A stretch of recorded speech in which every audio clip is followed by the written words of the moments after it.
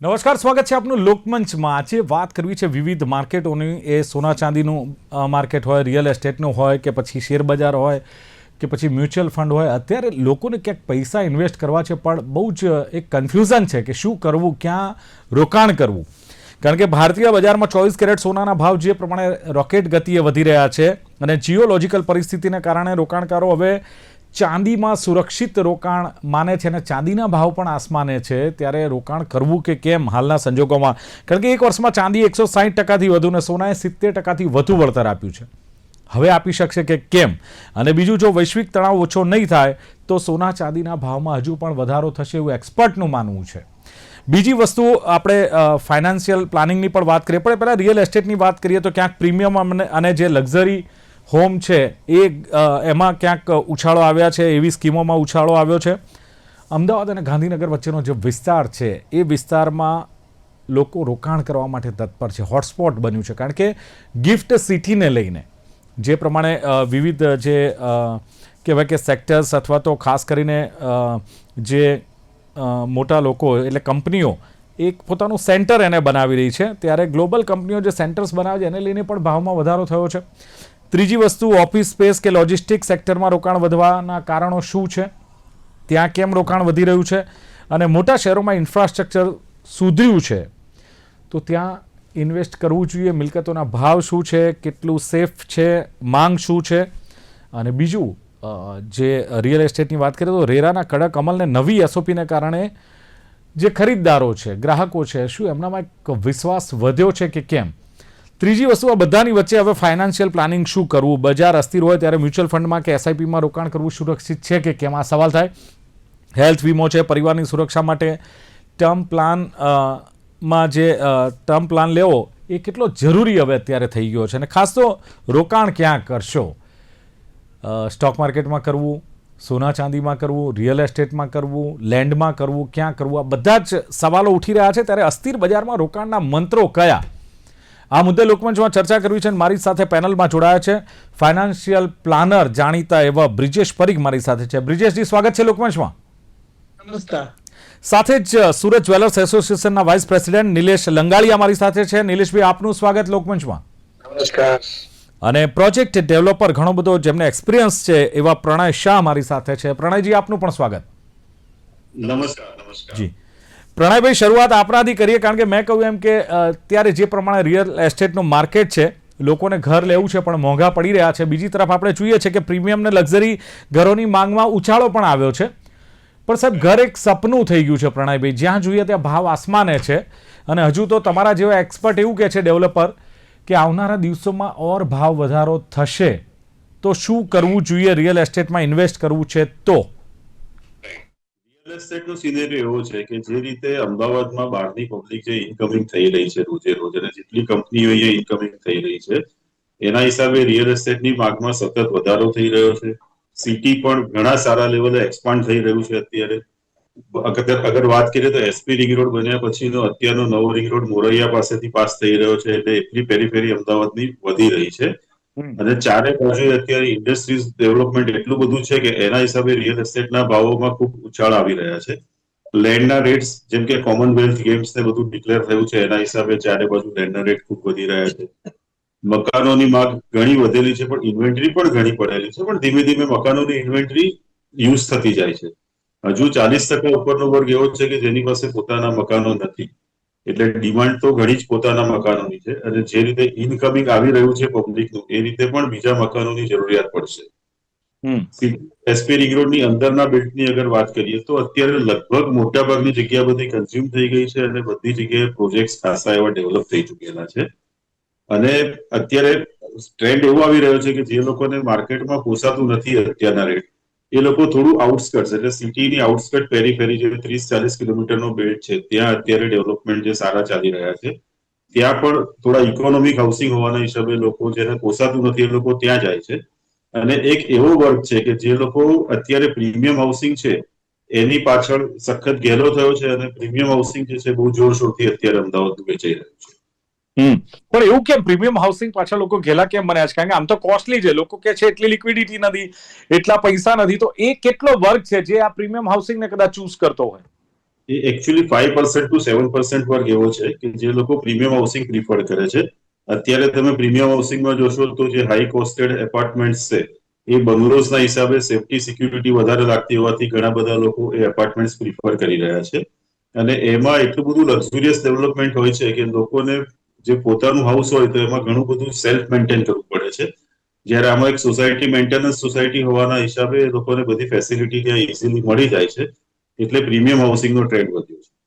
Okay, પણ પ્રણવ એક સવાલ એ છે કે માની લો કે અત્યારે લોકોને જે ઘર લેવું છે તો અમદાવાદના ચારે બાજુ આપણે કહ્યું એ પ્રમાણે દરેક અલગ અલગ વિસ્તારોમાં ડેવલપમેન્ટ વધતું જાય છે, અલગ અલગ પ્રોજેક્ટ્સ મુકાતા જાય છે. દરેક એવી છે કે હવે જે એસજી હાઈવે છે ત્યાંથી લઈને વૈષ્ણોદેવી મંદિર વાળો પટ્ટો ડેવલપ થઈ રહ્યો છે, કારણ કે બીજી બધું ડેવલપિંગ મોસ્ટલી થઈ ગયું છે લગભગ એરિયામાં. તો શું લાગે છે એ પટ્ટા પર ઇન્વેસ્ટ કરવું અથવા ઘર લેવું અથવા કોઈ જમીનમાં રોકાણ કરવું એ કેટલું હિતાવહ લાગી રહ્યું છે? જમીનમાં રોકાણ કરવામાં કેવું છે કે બજેટ ઉપર ડિપેન્ડ કરે છે કે તમે જે કીધું એ બેલ્ટ ડેફિનેટલી અત્યારે બહુ સારો ઓક્યુપાઈ થઈ રહ્યો છે. અને એ બેલ્ટમાં જ અત્યારે એક બજેટ હાઉસિંગ કહીએ તો આપણે એ બેલ્ટમાં હજુ અવેલેબલ છે કે ભાઈ લોકોને ત્યાં આગળ થોડુંક બજેટમાં ત્યાં હાઉસિંગ મળી શકે એમ છે. એટલે એ ઇન્વેસ્ટમેન્ટ કરવાનું 100% સારું છે. અને જમીનમાં અગર રોકાણ કરવું હોય તો અત્યારે અમદાવાદની અગર પેરીફેરીની વાત કરવા જઈએ તો થોળ બાજુનો એરિયા જોવા જાવ તો એક અત્યારે સારા લેવલ પર એ પહોંચી ગયેલો છે. આ બાજુની સાઈડે તમે ઇન્દોર હાઈવેની સાઈડે આપણે જોવા જઈએ તો ત્યાં પણ રેટ સારા પહોંચી ગયા છે. આ બાજુ રાસ્કા અત્યારે અમદાવાદમાંથી મહેમદાબાદ લાઈન છે એ પણ સારા રેટમાં પહોંચી ગઈ છે. બાવળા બગોદરા લાઈન છે જે આખી ઇન્ડસ્ટ્રીયલ ડેવલપમેન્ટ બહુ લાર્જ સ્કેલ ઉપર થઈ રહ્યું છે અને હજુ ત્યાં રેટ્સ થોડા માપના છે. એટલે લેન્ડનું ઇન્વેસ્ટ અત્યારે કરવા માટેનો સારો બિલ્ડ એ કહી શકાય અત્યારે. અને બાકી તો કોઈ પણ બાજુ મહેમદાબાદ સુધી હવે ટીપી પડી ગયેલી છે એટલે એ બેટમાં પણ ઇન્વેસ્ટમેન્ટ કરે તો રિટર્ન સારા મળી શકે એમ છે. બિલકુલ. નિલેશભાઈ, જે સુરત જે જ્વેલર્સ એસોસિએશન છે એના વાઇસ પ્રેસિડેન્ટ છો અને ખાસ સવાલ એ છે કે સોના ચાંદીને લઈને લોકો મૂંઝવણમાં છે. સાહેબ, હવે મધ્યમ વર્ગની પણ તાકાત નથી કે સોનું ખરીદે કે પોતાનો વ્યવહાર સાચવે. જે પ્રમાણે ભારતીય બજારમાં 24 કેરેટ સોનાના ભાવ વધી રહ્યા છે, જે પ્રમાણે ચાંદીમાં રોકેટ ગતિએ ભાવ વધી રહ્યા છે, શું લાગે છે કે ઇન્વેસ્ટમેન્ટ, પહેલા તો ઇન્વેસ્ટરો છે એમણે ઇન્વેસ્ટ આમાં કરવું જોઈએ કે કેમ? બીજું, લગ્ન સરાની સિઝન છે સાહેબ, મધ્યમ વર્ગને ગરીબ વર્ગની તો વાત જ છોડો, પણ એ કઈ રીતે આમાં સોનામાં રોકાણ કરી શકે અથવા ખરીદી શકે? સોરી, હું એક સુધારો કરી દઉં કે સુરત જ્વેલરી એસોસિએશનમાં હું વાઇસ પ્રેસિડેન્ટ છું. હવે પ્રશ્ન જે તમે કર્યો એ ખૂબ સરસ પ્રશ્ન છે કે ભાઈ આ જે આટલી ધગધગતી તેજી હોય ત્યારે સામાન્ય વર્ગ હોય કે ગરીબ માણસ હોય એ સોના સામે જોવું, સોના માટે વિચારવું પણ એક અઘરો વિષય હોય છે. પરંતુ હું તમને એક વસ્તુ કહું કે અત્યારે જે જીઓ પોલિટિકલ જે આપણે જે કઈ જોઈ રહ્યા છે, જે પરિસ્થિતિ આપણે જોઈ રહ્યા છે કે ભાઈ યુક્રેન ને રશિયાનું યુદ્ધ તો ઘણા લાંબા સમયથી ચાલુ જ હતું, પણ અત્યારે તમે જુઓ કે વેનેઝુએલા પર આપણે એના પેલાને આપણે કિડનેપ કરી લીધા, પછી થાઈલેન્ડ જેવી નાની નાની કન્ટ્રીઓ છે, ચાઇના તાઇવાન છે, ચાઇના જાપાન છે, આ બધા જે પરિસ્થિતિ ખૂબ ખરાબ છે વિશ્વની, એના હિસાબે એની સીધી અસર સોના અને ચાંદી પર થઈ રહી છે.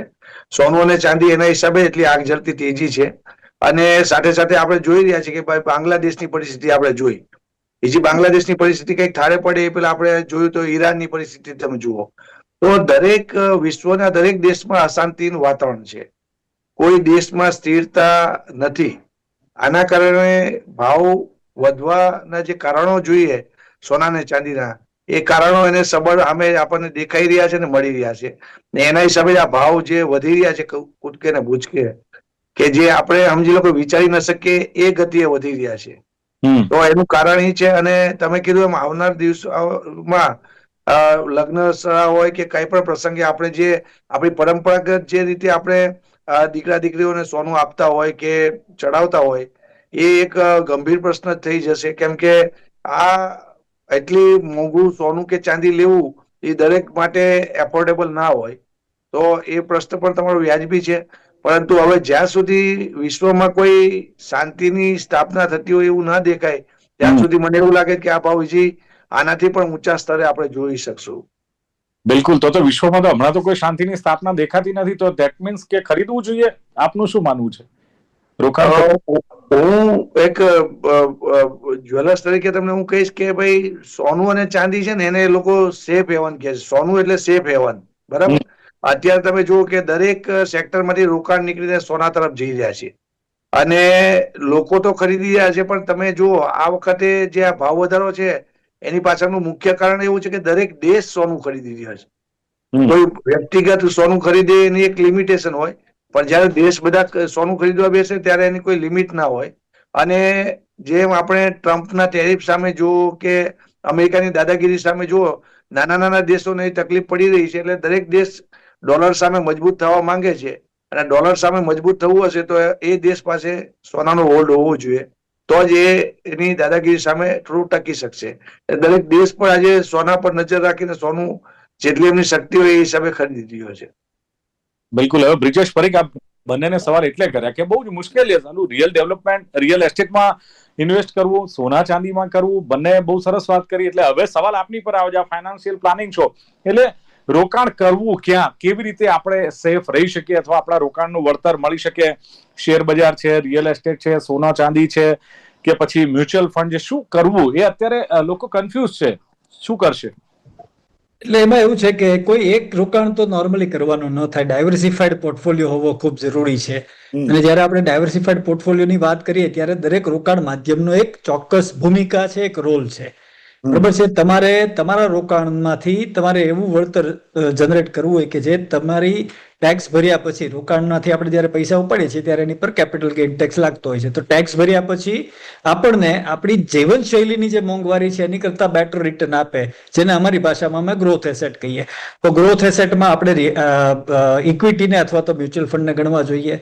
પછી તમારે ઇન્ફ્લેશન સામે પ્રોટેક્શન જોતું હોય અને ઇન્ફ્લેશન કરતાં થોડું બેટર રિટર્ન જોતું હોય તો રિયલ એસ્ટેટ સારો એક વિકલ્પ તરીકે થઈ શકે, સ્ટેબિલિટી આપે.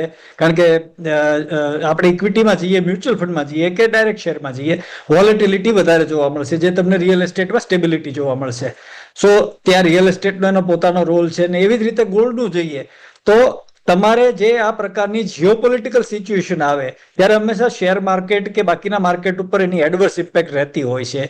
ત્યારે સોનું છે એ તમારા પોર્ટફોલિયોને ડાઉનસાઇડ જતું અટકાવવામાં, તમે 10% જેવું ઇન્વેસ્ટમેન્ટ તમારું સોનામાં હોય તો તમે સોનાને ડાઉનસાઇડ, તમારો પોર્ટફોલિયો ડાઉનસાઇડ જતા અટકાવવામાં સોનો એક મહત્વનો રોલ પ્લે કરે છે. હા, મારો અંગત ઓપિનિયન એવો છે કે ઇન્ડિયન ઇન્વેસ્ટરે પાસે સોનું ઓલરેડી ઇન્વેસ્ટેડ હોય જ છે, એમાં ઇન્વેસ્ટેડ હોય જ છે, કારણ કે આપણા ઘરમાં સોનું એક સામાન્ય રીતે દરેકના ઘરમાં એ વસ્તુ હોવાની છે. પણ સાથે એ જોઈ લેવું જોઈએ કે ભાઈ મારા ટોટલ ઇન્વેસ્ટમેન્ટના 10% જેવી વસ્તુ જો હું સોનામાં નાખું છું તો આવી કોઈ પરિસ્થિતિ જે છેલ્લા આપણે કોવિડથી શરૂ થઈ છે, બરોબર છે, કોઈ ઇકોનોમિક ક્રાઇસિસ આવે કે કોઈ જીઓપોલિટિકલ ટેન્શન આવે, કોઈ પણ આવે, ત્યારે સેફ હેવન તરીકે સોનું હંમેશા પ્રિફર થાય છે. એટલે લોકો સોના બાજુ જાય છે. એટલે સોનાનો પણ પોતાનો રોલ છે. એટલે એક એસેટ એલોકેશનના માધ્યમથી આપણી જરૂરિયાત શું છે એના બેઝ પર ઇન્વેસ્ટમેન્ટ કરાય. જો તમારે લોંગ ટર્મ ગ્રોથ એસેટમાં જવું છે, માની લો કે તમારો પર્પસ છે તમારા 10-15 વર્ષ પછી બાળકનું એજ્યુકેશન છે, મેરેજ છે અથવા તમારું રિટાયરમેન્ટ છે, તો એમાં તમારે ઇક્વિટી હેવી પોર્ટફોલિયો હોવો જોઈએ. બરોબર છે. પછી તમારે ટૂંક સમયમાં કઈ પૈસાની જરૂર છે તો તમે ત્યાં આગળ ફિક્સ ડિપોઝિટ અને સોનાનો ઉપયોગ કરી શકો એમ છો. સો તમારી જરૂરિયાત શું છે એના બેઝ પર એસેટ એલોકેશનના માધ્યમથી કરી શકાય. સો કોઈ રોકાણ માધ્યમ સારું કે ખરાબ નથી હોતું, તમારી જરૂરિયાત સાથે મેચ કયું થાય છે એ સમજી અને એ પ્રમાણે તમારે રોકાણોના માધ્યમોને પસંદ કરવા જોઈએ અને રોકવા જોઈએ. ઓકે, પણ હવે મારો સવાલ તો સીધો એ છે કે માની લો ફાઇનાન્શિયલ પોર્ટફોલિયોમાંથી કેટલા ટકા ગોલ્ડ ને સિલ્વરમાં, આપે કીધું કે તમારો જે પોર્ટફોલિયો છે એ કદાચ ડાઉન સાઇડમાં ન જાય તો સોના ચાંદીમાં રોકાણ કરવું જોઈએ. કેટલા પર્સન્ટેજ સાહેબ એ રોકાણ કરવું જોઈએ આપણા જે આપણી પાસે જે બજેટ છે એમાંથી? તમારા પોર્ટફોલિયોના 10-20%. તમે કેટલું તમારો રિસ્ક પ્રોફાઇલ કેવો છે એના બેઝ પર 10-20% તમે સોનામાં રોકાણ કરી શકો અથવા પ્રેશિયસ મેટલમાં ફોર ધેટ મેટર રોકાણ કરી શકો તમે. બિલકુલ. પ્રણયભાઈ, વાત જ્યારે અમદાવાદ ને ગાંધીનગર વચ્ચે વિસ્તારની પણ કરી કે ગિફ્ટ સિટીને કારણે એ વિસ્તારમાં પણ ઘણું બધું એક તેજીનો માહોલ જોવા મળી રહ્યો છે. રાઈટ. લાગે છે કે ઓફિસ સ્પેસ અને લોજિસ્ટિક સેક્ટરમાં રોકાણો જે વધ્યા છે એની પાછળનું કારણ શું? કારણ કે એક કારણ એ બી બહાર આવી રહ્યું છે કે ખાસ કરીને ગ્લોબલ કંપનીઓના સેન્ટર્સ જે ભારતમાં આવવા માંડ્યા છે એને લઈને પણ તેજી જોવા મળી રહી છે. એકચ્યુઅલી કેવું છે, ગિફ્ટ સિટી એ બહુ મોટો કન્સેપ્ટ છે. એના હિસાબે અમદાવાદ ગાંધીનગર વચ્ચેનો જે બેલ્ટ અત્યારે ડેવલપ થઈ રહ્યો છે એ બહુ જબરજસ્ત લેવલે ડેવલપ થઈ રહ્યો છે. અને ગિફ્ટ સિટીના હિસાબે અમદાવાદ ગાંધીનગર વચ્ચેનું રોકાણ કરવું બહુ જ સારી વસ્તુ છે. અને રહી વાત તમે જે લોજિસ્ટિક કંપનીઝ અને ઓફિસ સ્પેસની જે વાત કરો છો, તો અત્યારે ઘણી બધી ગ્લોબલ કંપનીઝ અમદાવાદના સરાઉન્ડિંગ ગિફ્ટ સિટી અને ધોલેરાના પ્રોજેક્ટોના હિસાબે ઘણી કંપનીઝ અહીંયા ઘણી પ્લાન કરી રહી છે પોતાના યુનિટ ઓપન કરવા માટેના. કારણ કે સેફટી સિક્યુરિટી ઓલ ઓવર વર્લ્ડમાં જોવા જઈએ તો અત્યારે અમદાવાદમાં અને અમદાવાદની અંદર ઘણી બધી સારા લેવલ ઉપર છે. એટલે જે કંપનીઓ અહીંયા આવી રહી છે એના હિસાબે લોજિસ્ટિક ડિમાન્ડ ઘણી જ વધી રહી છે અમદાવાદમાં. એટલે લોજિસ્ટિક પાર્ક્સ જે છે ચારે બાજુ ઓપન થઈ રહ્યા છે અને લોજિસ્ટિકની અંદર ઇન્વેસ્ટમેન્ટ કરશે એ લોકોને ઘણું સારું રિટર્ન મળશે. અને અમદાવાદ ગાંધીનગર તો ગિફ્ટ સિટીના હિસાબે બહુ સારા લેવલે ડેવલપ થઈ રહ્યું છે. બિલકુલ, અમદાવાદ અને ગાંધીનગર સિવાય પણ વાત કરીએ તો જે મોટા શહેરો છે ત્યાં ઇન્ફ્રાસ્ટ્રક્ચર સુધર્યું છે, જેમ કે મેટ્રો, વડોદરા, રાજકોટ, સુરત જેવા શહેરો છે એમાં પણ ક્યાંક ઇન્ફ્રાસ્ટ્રક્ચર સુધર્યું છે. ત્યાં સાહેબ અમદાવાદ કમ્પેરિઝન કરીએ તો ત્યાં માંગ કેટલા પ્રમાણમાં છે, શું કહેશો? એકચ્યુઅલી અત્યારે જોવા જઈએ તો સુરત છે, વડોદરા છે, રાજકોટ છે, પ્લસ એના સિવાય જે કચ્છનો બેલ્ટ છે, આ બધી જગ્યાએ અત્યારે રિયલ એસ્ટેટમાં ઘણી સારા લેવલે માંગ ઓપન થયેલી છે. અને આ બધી જ જગ્યાએ ઘણી બધી અલગ અલગ કંપનીઓ આવી રહી છે. અને દરેક જગ્યાના ડેવલપમેન્ટ પ્લાન પણ ગવર્મેન્ટે ઘણા સારા બધી બાજુએ ડિક્લેર કરેલા છે. એના હિસાબે ઘણા સારા લેવલ ઉપર રિયલ એસ્ટેટનું માર્કેટ જઈ શકે છે. બીજું તમે એક માર્ક કર્યું હશે કે 1947 થી અત્યાર સુધી ક્યારે રિયલ એસ્ટેટની અંદર જેણે બી ઇન્વેસ્ટમેન્ટ કર્યું હશે કોઈ દિવસ રિયલ એસ્ટેટમાં રેટ બેકવર્ડ નથી થયા, સ્ટેગ્નન્ટ થાય છે, પણ ત્યાંથી પછી માર્કેટ આગળ જ જતું હોય છે. એટલે એ રીતે પણ રિયલ એસ્ટેટમાં ઇન્વેસ્ટમેન્ટ ઘણું સેફ અને સારું હોય છે. બરાબર છે. અને છેલ્લું મારે એ પૂછવું છે કે જે રેરાનો કડક અમલ અને હવે જે પ્રમાણે નવી એસઓપી જાહેર કરી છે સાહેબ, એને લઈને ખાસ જે ખરીદદારો છે એમાં કેટલો વિશ્વાસ વધ્યો છે, અને આ જે નવી એસઓપી છે કે રેરાનો જે કડક અમલ છે એ કોને ફાયદો કરાવે છે? રેરાનો જે કડક અમલ છે એનાથી એન્ડ યુઝરને જબરજસ્ત લેવલે ફાયદો છે. કારણ કે પહેલા શું થતું હતું કે જે પણ કોઈ પ્લાન બનતા હતા એ પ્લાનને ધ્યાનમાં રાખ્યા વગર જ પોતાની રીતે ડેવલપર્સ બધા ડેવલપમેન્ટ કરતા હતા. એટલે ઘણું બધું ગેરકાયદેસર બાંધકામ થતું હતું. પ્લસ જે કમિટમેન્ટ થતા હતા કે ભાઈ અમે તમને આ આપીશું, પેલું આપીશું, આ એમ્યુનિટી આપીશું, તો એ બધી એમ્યુનિટીઝ નહોતી મળતી એન્ડ યુઝર્સને. પ્લસ ત્રીજું ડિલિવરી ટાઈમ જે છે ટાઈમસર નહોતો મળતો. તો આ રેરાનો અમલ આવવાના હિસાબે એ બધી જ રીતે એન્ડ યુઝરની ખૂબ જ સેફટી વધી ગઈ છે. અને એના હિસાબે એન્ડ યુઝરના અંદર રેરાના અમલ આવવાથી ખૂબ વિશ્વાસનું વાતાવરણ વધી ગયું છે. યસ. નિલેશભાઈ, સોના ચાંદીની વાત કરીએ તો જે પ્રમાણે એક વર્ષમાં ચાંદી 160% વધુ ને સોનાએ 70% વધુ વળતર આપ્યું છે, સાહેબ શું લાગે છે? શેર બજાર કરતા પણ આ વખતે તો વળતર બહુ સારું એવું સોના અને ચાંદીમાં મળ્યું છે. તો હવે જે પ્રમાણે ભાવ છે, જે પ્રમાણેની ગ્લોબલ આખી એક સિચ્યુએશન છે, એને લઈને શું લાગે છે કે હવે સોના અને ચાંદીમાં ઇન્વેસ્ટ કરવું જોઈએ નહીં કે સ્ટોક માર્કેટમાં? છેલ્લા તમે 10 વર્ષનું જુઓ તો સોના અને ચાંદીએ એક ખાસું આપ્યું જ છે રિટર્ન બધાને. અને આજે જયારે દરેક દેશ સોલાર એનર્જી હોય, ઈવી એવ્યુલેશન હોય, એની તરફ જઈ રહ્યો છે, તો આવતા દિવસોમાં આ બધામાં જ ચાંદી વપરાતી હોય અને જીઓ પોલિટિકલ જે પણ અત્યારે આપણે જોઈ રહ્યા છીએ એ હિસાબે સોનું અને ચાંદી મને એવું લાગે છે કે હજી પણ આનાથી ઊંચા સ્તરે આપણે જોશું. તો સંભાળીને પણ આમાં ઇન્વેસ્ટ, સોનું અને ચાંદી હંમેશા ટોપ પર જ રહેશે. જ્યારે પણ આપણે કોઈ પણ પરિસ્થિતિ, વિશ્વની પરિસ્થિતિ ખરાબ હોય ત્યારે સોનું અને ચાંદી ઉપરના લેવલે આપણે જોઈ જ છે. એટલે હંમેશા સોનાનો એક નિયમ છે કે એની એક સપાટી બનાવે પછી એનાથી નીચું આવતું નથી. આપણે આ ભૂતકાળમાં પણ જોયું છે કે એક વખત એ સપાટી બનાવે. ચાંદી માટે આપણે કહી શકીએ કે ચાંદીમાં ઉતાર ચઢાવ બંને આવે છે, પણ સરવાળે તો એ પણ ઉપર જ રહે છે. એટલે ચાંદીમાં કરો તો સાચવીને કરવું, પણ સોનામાં તો ઓલવેઝ તમે ગમે ત્યારે ઇન્વેસ્ટ કરો તો સેફ હેવન જ છે, નો ડાઉટ. બિલકુલ, સોનું સેફ હેવન છે. રિયલ એસ્ટેટમાં પ્રણયભાઈ કહે છે કે સેફ હેવન છે. તો પછી નિલેશભાઈ, જે પ્રમાણે માની લો કે સોનામાં અત્યારે 5 કે 10% ઘટાડો કદાચ ક્યાંક જોવા મળે તો શું કરવું જોઈએ? ખરીદી કરવી જોઈએ કે વેટ એન્ડ વોચ કરવું જોઈએ? માની લો 10% ઘટાડો થાય છે, 5% થાય છે, તો મારો પર્સનલ મત છે કે દરેક ઘટાડે સોનું ખરીદવું જોઈએ.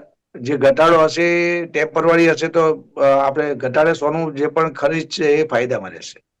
ઓકે, હવે બ્રિજેશભાઈ શું કહો છો? રિયલ એસ્ટેટ પણ તેજી બતાવે છે, સોનાના ભાવ પણ તેજી બતાવે છે, તો પછી શું કરવું જોઈએ? ખાસ જે સુરક્ષા માટે, પરિવારની સુરક્ષા માટે ટર્મ પ્લાન છે કે હેલ્થ વીમો છે, એ પણ કેટલો જરૂરી લાગે છે આ બધાની સાથે? એટલે કોઈ પણ રોકાણ કરતા પહેલા છે ને, તમારે જે રોકાણ વેલ્થ ક્રિએટ કરીએ છીએ આપણે જે હેતુથી, એ વેલ્થનું પ્રોટેક્શન સૌથી પહેલો પાયાની જરૂરિયાત છે. અને જયારે આપણે વેલ્થ પ્રોટેક્શન વિશે વાત કરીએ ને ત્યારે આ 2-3 વસ્તુ પહેલા કરી લેવી જોઈએ.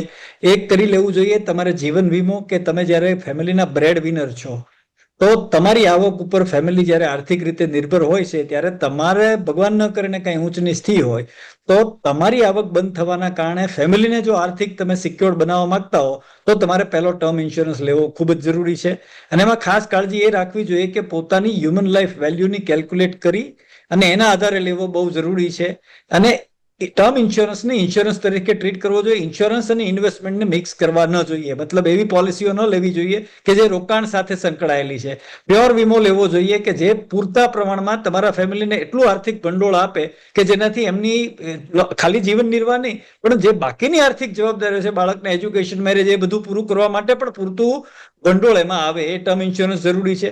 એવી જ રીતે વેલ્થ પ્રોટેક્શનમાં તમારે મેડિકલ ઇન્સ્યોરન્સ લેવો જરૂરી છે. કારણ કે નહીતર જો મેડિકલ ઇન્સ્યોરન્સ અપૂરતો હોય અથવા ન હોય તો તમે જે ભંડોળ તમારા ભવિષ્યના ધ્યેય માટે ભેગું કરી રહ્યા છો વિવિધ રોકાણ માધ્યમોમાં ઇન્વેસ્ટ કરીને, એ તમારે વાપરી નાખવું પડે. જે તમારી મેડિકલ સિચ્યુએશન ઊભી થઈ છે અને જ્યાં બિલ આવે છે એ બિલ ઊંચું આવે છે અને મેડિકલ ઇન્ફ્લેશન છે ને એ બાકીના બધા ઇન્ફ્લેશન કરતા ઊંચું રહે છે.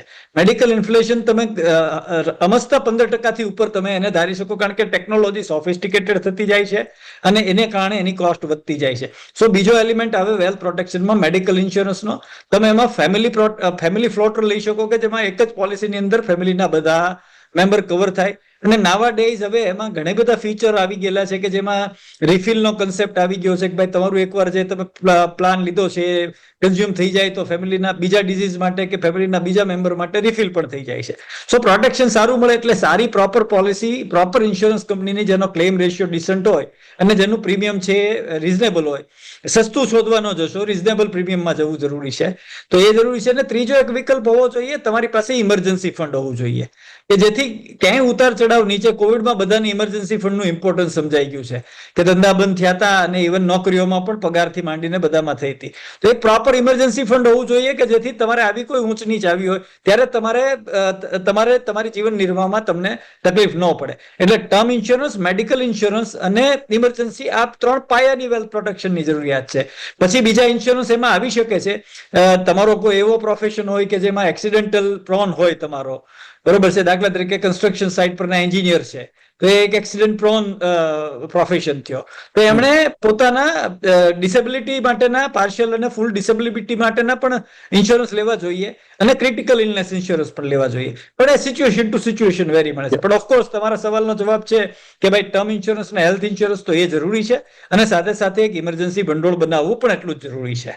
ચલો બિલકુલ. પણ હવે બચત થાય ત્યારે આ બધું થાય ને. મેઇન સવાલ એ છે કે પહેલા બચત કરી શકતા હતા પરિવારો, હવે ખાલી બચત જ નથી થતી. પેલું 12 સાંધે 13 તૂટે એવી પરિસ્થિતિનું નિર્માણ થતું હોય ત્યારે આ ક્યાં ઇન્વેસ્ટ થાય. પણ એનીવે પ્રણય શાહે કહ્યું, રિયલ એસ્ટેટનું કહ્યું કે બહારની કંપનીઓને કારણે તેજી જોવા મળી છે, લેન્ડના રેટ વધ્યા છે, કોમનવેલ્થ આવી રહ્યું છે, એમણે કહ્યું તે પ્રમાણે ઓલિમ્પિક આવી રહ્યું છે, એટલે 40% લોકો પાસે હજુ પણ પોતાનું ઘર નથી.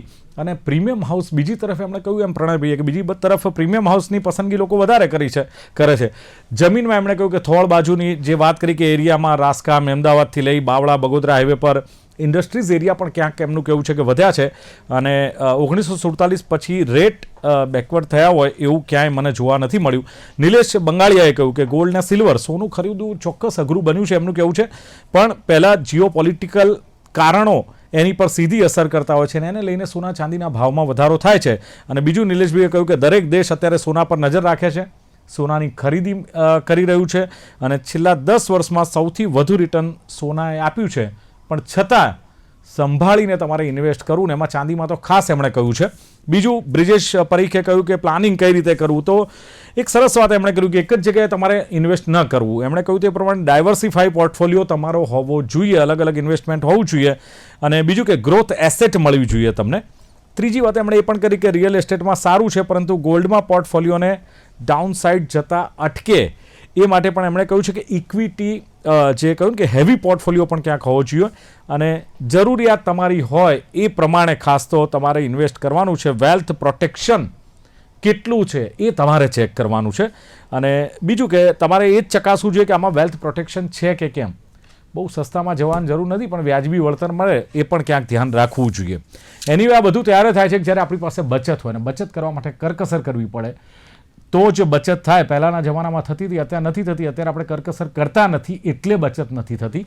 સ્વભાવ પણ ક્યાંક કામ કરતો છે. એનીવે ચર્ચાનું સમાપન કરીએ છીએ. ચર્ચામાં ભાગ લેવા બદલ બ્રિજેશ પરીખ, નિલેશ લંગાળી અને પ્રણય શાહ ત્રણેય ઉપસ્થિત રહ્યા. ખૂબ ખૂબ આભાર. Thank you very much. Thank you. તો દર્શક મિત્રો, લોકમંચ કાર્યક્રમમાં હતી આજની વાત અસ્થિર બજારમાં રોકાણના મંત્રો કયા, સફળતાના મંત્રો કયા, એની ચર્ચા. ફરી મળીશું. જોતા રહો ગુજરાત ન્યૂઝ. નમસ્કાર.